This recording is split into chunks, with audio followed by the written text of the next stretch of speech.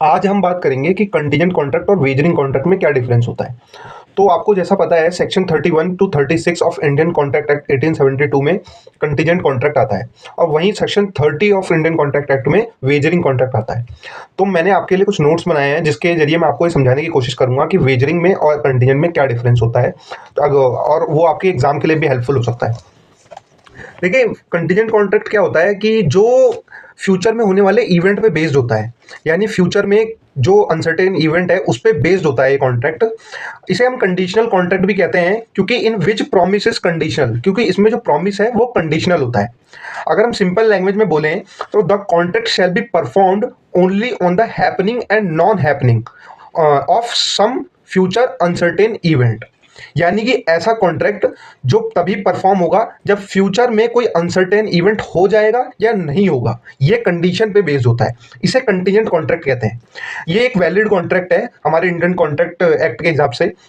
देखिए, अगर मैं आपको एक एग्जांपल दूं तो इसका एग्जांपल ये हो सकता है, एक फादर अपने सन को प्रॉमिस करता है कि अगर तुम एग्जाम में 60% या 70% ले आओगे तो मैं तुम्हें साइकिल दिलाऊंगा।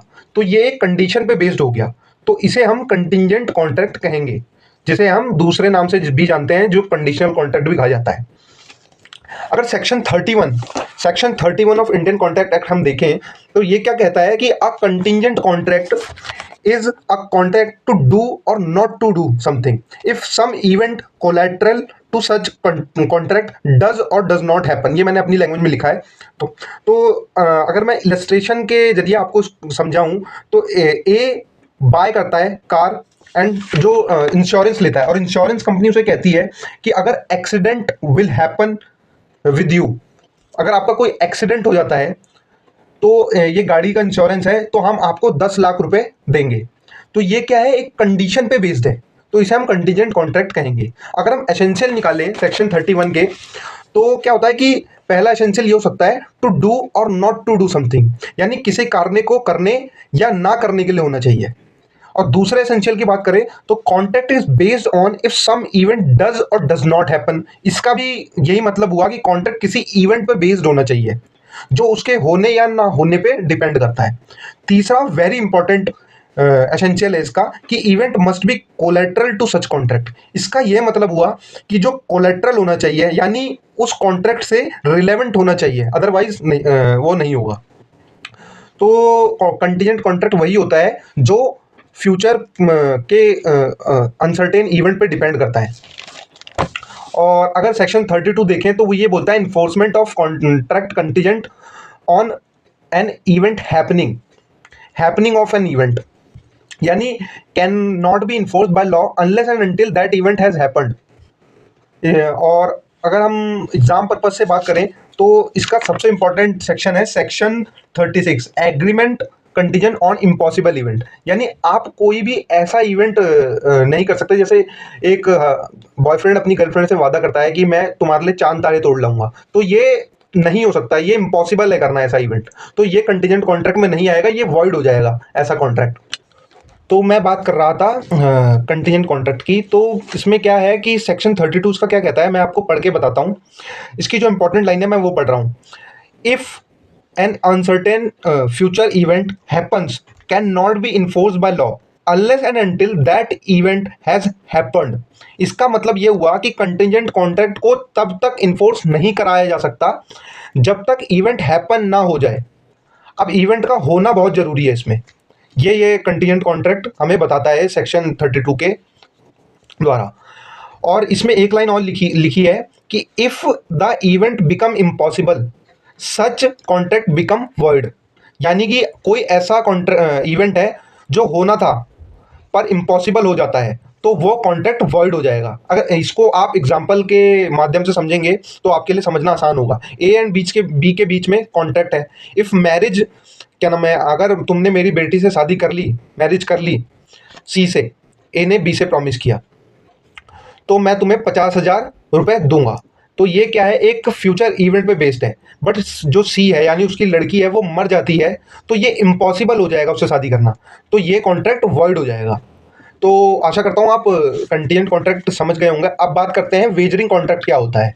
तो वेजरिंग कॉन्ट्रैक्ट ऐसा कॉन्ट्रैक्ट होता है जो एक बेट नेचर का होता है, यानी सट्टा जिसे हम हिंदी में कहें तो सट्टा लगाना, वो वेजरिंग कॉन्ट्रैक्ट में उसे वेजरिंग कॉन्ट्रैक्ट कहा जाता है। ये किस केस से आया? ये आया है Carlill versus Carbolic Smoke Ball case से, जो 1892 में हुआ था। अगर आप केस समझना चाहते हैं तो मुझे कमेंट सेक्शन में मेंशन कर दें, मैं नेक्स्ट वीडियो में आपको केस भी समझा दूंगा। तो अगर हम बात करें वेजरिंग कॉन्ट्रैक्ट की, तो ये वॉइड बाय नेचर होता है और नॉट इन्फोर्सेबल बाय लॉ होता है। यानी कि इसमें ये एक बायलैटरल कॉन्ट्रैक्ट है जो सिर्फ प्रोमिसेस को एक्सचेंज करता है, यानी रेसिप्रोकल प्रोमिसेस, प्रॉमिस के बदले प्रॉमिस। ये फ्यूचर में होने वाले ऐसे एग्रीमेंट होते हैं जो दो पर्सन के बीच में होते हैं और एक दूसरे से प्रॉमिस एक्सचेंज कर रहे होते हैं, ऐसे एग्रीमेंट वर्ड होंगे। तो मैं अगर आपको एक एग्जांपल दूं कि ए बी से प्रॉमिस करता है कि अगर कल बारिश हुई तो मैं तुम्हें 2,000 रुपये दूंगा, और अगर कल बारिश नहीं हुई तो तुम मुझे 2,000 रुपये देना। तो ये क्या हुआ? एक दूसरे से प्रॉमिस एक्सचेंज कर रहे हैं वो। तो ऐसे कॉन्ट्रैक्ट को हम वेजरिंग कॉन्ट्रैक्ट कहेंगे, और ये वर्ड होता है according to our Indian contract act 1872। तो अगर हम section 30 of Indian contract act देखें तो वो क्या कहता है कि agreement by way of Vaser word, इसमें क्लियरली लिखा है कि ये वर्ड है। Know shoot cell be brought for recovering anything एलीग to be one और ऑन एनी वेजर। यानी कि अगर आप वेजर में कोई भी पैसा जीते हैं, मनी आपने जीती है, तो आप उसके लिए कोई शूट, उसकी रिकवरी के लिए कोई शूट फाइल नहीं कर सकते हैं। तो अगर मैं आपको कुछ बातें बताऊं वेजरिंग कॉन्ट्रैक्ट के, जो आपको समझने में आसान होगा और आपके एग्जाम पर्पज से भी आपको बहुत काम आएगा, कि wagering contract even does not matter, only money and sum of money matter. मतलब वेजरिंग कॉन्ट्रैक्ट में इवेंट मैटर ही नहीं करता, सिर्फ मैटर करता है तो वो है पैसा, मनी। इसमें दो पर्सन का होना बहुत जरूरी है जो एक दूसरे से प्रॉमिस एक्सचेंज करते हैं, रेसिप्रोकल प्रॉमिस आप लिख सकते हैं। और डिटर्मिनेशन ऑफ अनसर्टेन इवेंट, जो आप जानते हैं। Wager is a word agreement, ये भी आपको पता है। और वर्ड एग्रीमेंट क्या होता है वो आप सेक्शन 2 क्लॉज जी में लिखा हुआ है इंडियन कॉन्ट्रैक्ट में, मतलब ऐसा एग्रीमेंट जो नॉट इन्फोर्सेबल बाय लॉ है, वो वर्ड एग्रीमेंट होता है। तो अगर आप एसेंशियल की बात कर लें तो ऑलवेज प्रॉमिस टू पे मनी और मनी वर्थ, मतलब कि सिर्फ पैसे की लेन देन की प्रॉमिस होती है इसमें। और ये must be uncertain of an event होता है। टू पार्टीज, मैंने जैसा आपको बताया, मस्ट बी कॉमन इंटेंशन, है ना, म्यूचुअल प्रॉफिट एंड लॉस की पॉसिबिलिटीज होती हैं इसमें, ठीक। ऑलवेज रेसिप्रोकल प्रॉमिस होता है, ये भी आपको बता दिया। ये कुछ एसेंशियल है जो आप लिख सकते हैं अपने एग्जाम में।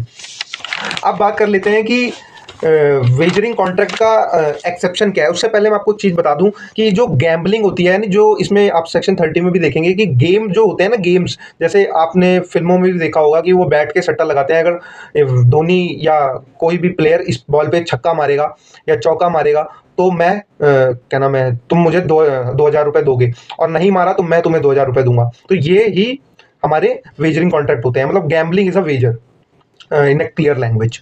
तो अगर अब हम बात करते हैं इसके एक्सेप्शन की, इसका एक्सेप्शन है हॉर्स रेसिंग। तो वो इसका एक्सेप्शन है। हॉर्स रेसिंग जो गेम होता है वो वेजर में नहीं आता है।